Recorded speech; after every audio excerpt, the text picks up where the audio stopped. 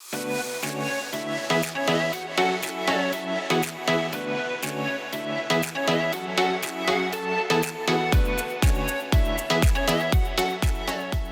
y avait un couple qui était marié depuis une dizaine d'années, mais qui malheureusement n'avait toujours pas d'enfant. Ils ont été voir les grands professeurs, faire les kivret tzadikim, prier, et toujours rien. Au bout de 10 ans, la femme, un matin, elle n'était pas très bien. Elle dit à son mari, je ne me sens pas très bien. Elle est partie faire des dicotes à l'hôpital. Et il lui a annoncé que, Baruch Hashem, tout va très bien. La seule chose, c'est que la dame est enceinte. Oh, Baruch Hashem, quelle simcha.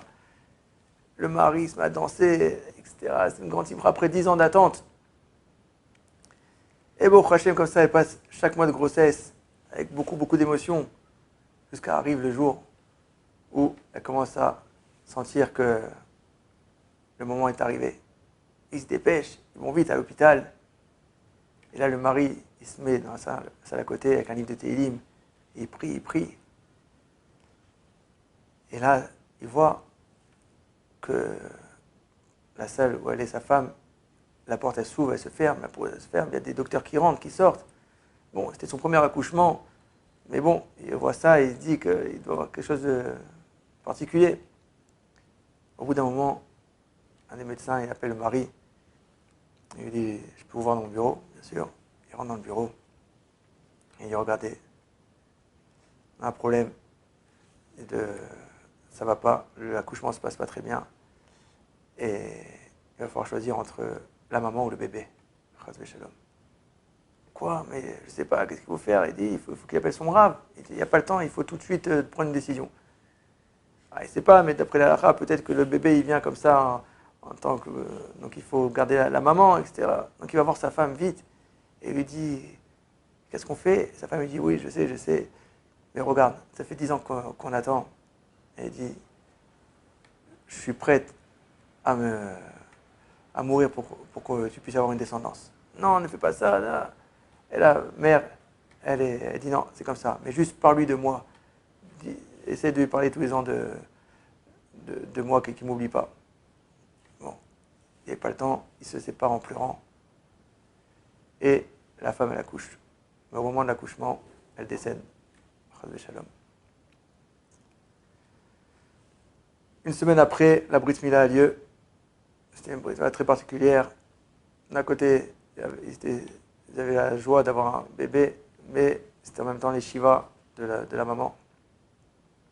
Et comme ça, tous les ans, l'anniversaire du petit garçon, ça tombait le jour de la skara de la maman.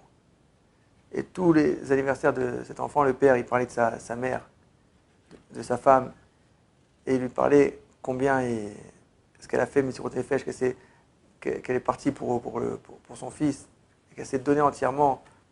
Et il lui parlait comme ça des qualités, des midot de sa mère. Et comme ça, tous les ans. Arrivé la 13e année, le père dit à son fils, regarde, au Hachem, tu arrives à l'âge de 13 ans. Tu vas pouvoir être bar mitzvah. Donc le jour de ton anniversaire, tu peux en faire un kaddish. Kaddish pour ta mère. Donc je t'en supplie, viens, on révise le kaddish. On va voir qu'est-ce que c'est. On va voir mot à mot comment dire bien le kaddish. Alors, prépare-toi. Et le jour de l'Aska arrive, donc la bar mitzvah aussi du petit. Et il est prêt à faire le kaddish. Beaucoup d'émotions, les invités sont là. Et quand il va faire son premier kaddish, Léon Ishmat, de sa maman, on voit qu'il fait Gadavé, Gadavé, et il base le kaddish en quelques secondes. Il sort de la synagogue et il part. Et là, tout le monde autour choqué, qu'est-ce qui se passe? Le père, il va voir. Et le fils, il dit, j'en ai marre, ça fait 13 ans que tu me parles de cette mère, je ne l'ai pas connue, je ne sais pas qui elle est. Et tu me parles d'elle tout le temps. Mon anniversaire, c'est toujours une ascara, j'en peux plus. Et il part comme ça. Aïe, aïe, aïe, aïe, aïe. Cette histoire, lo allez-nous, c'est notre histoire. Chaque année, on arrive à Tisha B'Av. On parle du Beth Amikdash. Le Beth Amikdash a été détruit pour nous sauver, pour que le Ham Israël il puisse rester en vie. Et nous, chaque année, on arrive à Tisha B'Av, et qu'est-ce qu'on pense? Qu'est-ce que ça va être le lendemain? 2 jours après les vacances de Ben Azmanim.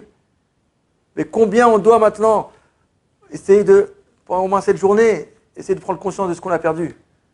Alors, Béat Hashem, qu'on n'est pas cette année à Genève. Mais si Chazvé Shalom, le Mashiach n'est pas venu, alors Bezrat Hashem, qu'on fasse tous en sorte de ressentir le deuil de ce qu'on a perdu.